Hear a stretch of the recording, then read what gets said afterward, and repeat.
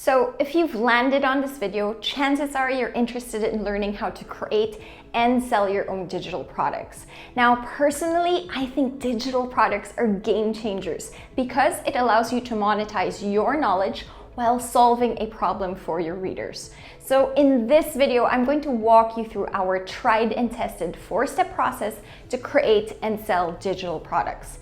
Now, first things first, I'm Anna Faustina, and together with my partner Tom, we run 2 businesses together. The first is an awesome travel blog called adventurenew.com and our blogging educational program, bloggingfastlane.com. Together, we share with people how to profit from their passions through blogging. So if this is something that you're interested in, hit subscribe so you don't miss out on any awesome content. Okay, let's get to it. First things first, what are digital products? Now, by definition, a digital product is any product that you sell online that doesn't have a physical form. Examples of digital products are ebooks, online cookbooks, templates, printables, email courses, video tutorials. Literally, the sky is the limit when it comes to creating digital products because there are so many different things that you can create. Now, our first introduction to digital products was when we decided to create travel guides to our favorite destinations in Southeast Asia. Now, those guidebooks bring in a solid $400 to $500 per month since we created them 3 years ago. Now, since we spent all these years traveling all over Southeast Asia, we knew that we had the knowledge which our target audience was looking for.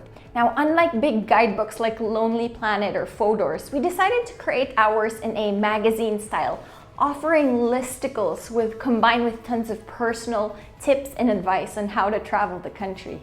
Now, this ebook served its purpose because it helped our readers have the best experiences while traveling around Asia, while at the same time providing us with another income stream.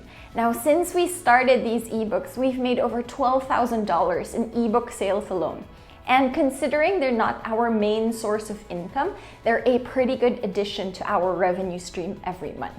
So now that we've covered what digital products are, let me walk you through our 4-step process on how to create and sell digital products. Step number 1 is to brainstorm product ideas. Now, if you already have a blog or some sort of audience or following, the first thing that you should do is to examine your content. I want you to ask yourselves these questions. What kind of problems am I trying to solve with these articles? What questions do people commonly ask about it? Is there any content that performed particularly well with my audience? Now, doing this will give you some sort of insight into what your readers are interested in and what topics could lead into an interesting product.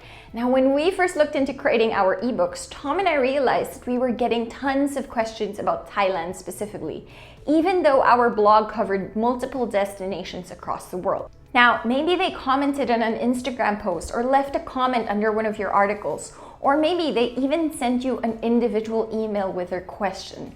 Now, whatever it is, no matter how small, don't count this out because if other people have questions, chances are other readers have similar questions too. So people were viewing our content in Thailand and viewed us as an expert for traveling around Thailand. So we knew that we could capitalize on this knowledge. Now, another way to identify problems that your audience may be having is to check out forums to see what people are asking. Visit Facebook groups or Reddit threads that surround your niche or topic to see what people are posting. There's always people asking questions and seeking answers, so this can be a really valuable place for inspiration. Finally, ask yourself, what problems have you personally encountered and what kind of product could help solve that?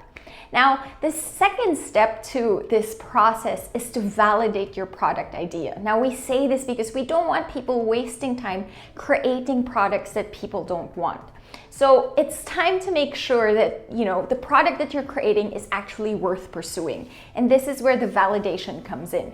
Product validation is when you determine how enthusiastic your audience may be about a product. So not only does it tell you whether people are interested, but it also tells you whether they're willing to spend money on your idea. Now, this is a super important step of the process, and it ensures that you're not wasting your time creating a product that your audience won't buy.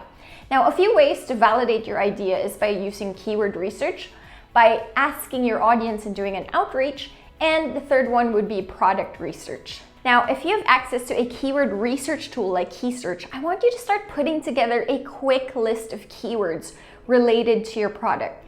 Take the time and check that list and do some keyword research and figure out if there's a potential for this. Now, if you're interested in watching a video about KeySearch, I'll link to it above because I've done an in-depth tutorial on this. Now, if your keywords have a high volume, it's likely that there's some interest around this particular product. So for example, if you're a van life blogger and people keep asking you about how to convert a van. And you go on KeySearch and you check this out and you can see that you can create a van life tutorial course. So again, it's just getting creative with what people view you as an authority on. Now, another way to validate your idea is to reach out to your network. If you have an email list through your blog, do an informal survey. Reach out to friends and family or use your personal social media platform and ask questions like, what are you interested in? What formats do you enjoy your content in? What problems can I help you solve? If I created XYZ, would you be interested in it? Now, answers to these simple questions can tell you a lot about whether or not you're in the right track.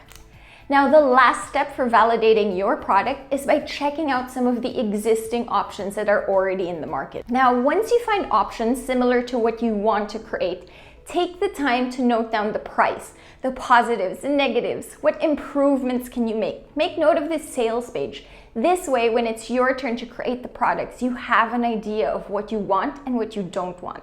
Okay, step 3 is now creating the actual product. So let's move on to the fun part, which is the actual product creation process.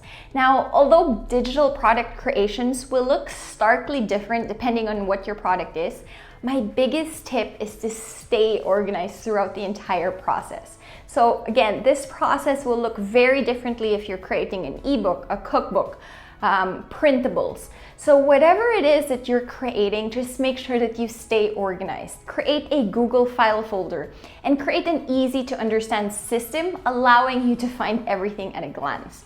Now, a few tips is, first of all, when you're creating your digital product, write first and edit later. So again, write all the content out first and then worrying about formatting it later on.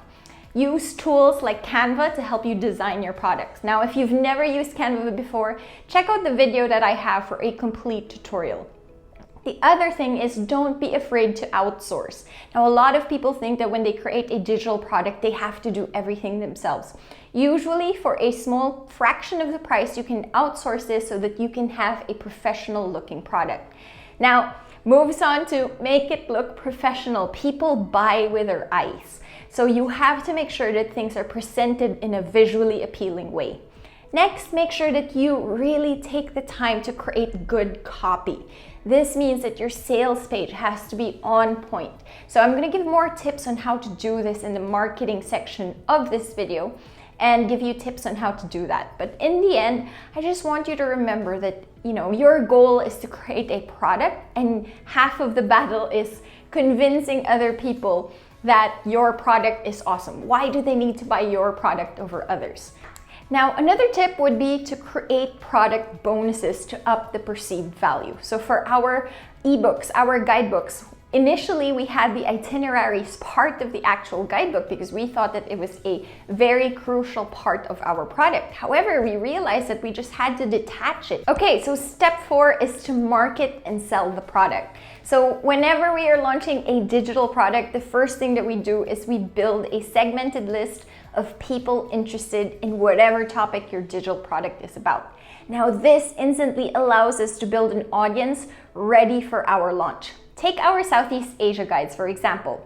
Before we created them, we created a series of Southeast Asia bucket list value gifts. If you're not sure what a value gift is, essentially this is a lead magnet. As soon as someone opts in for our list, we automatically tag them as interested in Southeast Asia. That way, when we launched our products, we already have a list of people interested in Southeast Asia who are potentially going to be interested in our product as well. So this is one of the best ways for you to market your product. The second step to marketing and selling your digital product is to write a compelling sales copy. Now, this type of writing, sales copy, is different from your standard content writing. Now, the purpose of it is to sell without being too pushy. Now, we have a standard formula that we like to follow when writing our sales copy, whether it's for our ebooks or for our course, whatever it is. The formula that we like to follow is gap, story, offer. So we always start off our sales copy with a gap. This is meant to hook the readers in. So this can be a question or a problem that they may be having as well. So this gap is meant to make them think, wait, what? I need to learn more. Once you have them hooked, start to tell them a story. Now, stories are particularly powerful and give you the chance to relate to the reader on a different level. Now, stories make people feel that they can relate to the problem that they're presenting. This appeals to their emotion and draws them further in. So for example, for our guides, again, the gap that we start with, are you tired of missing out on all the epic things to do when you're traveling around Southeast Asia? When we first started, we would look at the usual Lonely Planet book and this and that, but we didn't realize that there were so many off the beaten path adventures that we could take. So again, you tell them a story and you hook them in. So this is just a great way to entice the readers in and actually get them to go, yeah, actually, I can relate to that particular problem, and this ebook will solve that problem. Now, when you're writing your sales copy, it's also important to include credibility or proof why readers should trust you. So make sure that you include this somewhere there. Now, after you've engrossed them in with your story and they know a little bit about you, you can now make an offer about your product. Now, following this formula is extremely helpful because this ensures that the copy isn't too salesy. Now, yes, you want your product to sell, but you also want to show your readers that they can trust you and what you have to say. Now, more than anything, your sales copy should tell your readers the specific problem you're solving and how your product can benefit them. Now, once you have the copy, put it together in a killer sales page. After you know what you're going to say, you want to make sure that you have a page that's dedicated to just selling your product. Now, this is where your sales copy will go along with a way for the readers to purchase your product. Now, if you're already using WordPress, you can use multiple platforms like Divi, Elementor, or even just Gutenberg to create a specific sales page for your product. Now that you have everything set up, another way to sell your product is through email marketing. Now that you have, connected everything, a great way to sell your product, as mentioned, is through email marketing or trust marketing, as we like to call it. Now, this is a great way to drive your readers of your blog to your actual product. Now, while we mainly use this system for affiliate marketing, automated email marketing sequences are a great way to sell your digital product. Now, as soon as someone opts in for your value gift or your lead magnet, you can then automatically send them a series of emails selling your actual product. Now, I know this is a lot of information to take in, but this is just about everything that you need to create a digital product. Now, after watching this, I hope you're ready to jump on the horse and get your digital creation started. Now remember, be creative and have fun with it. After all, you want to create a product that your readers will find engaging. As long as you focus your efforts on creating a product that solves a problem for your readers, you will have no trouble selling this. So as always, if you have any comments or questions, make sure you comment them below. Bye.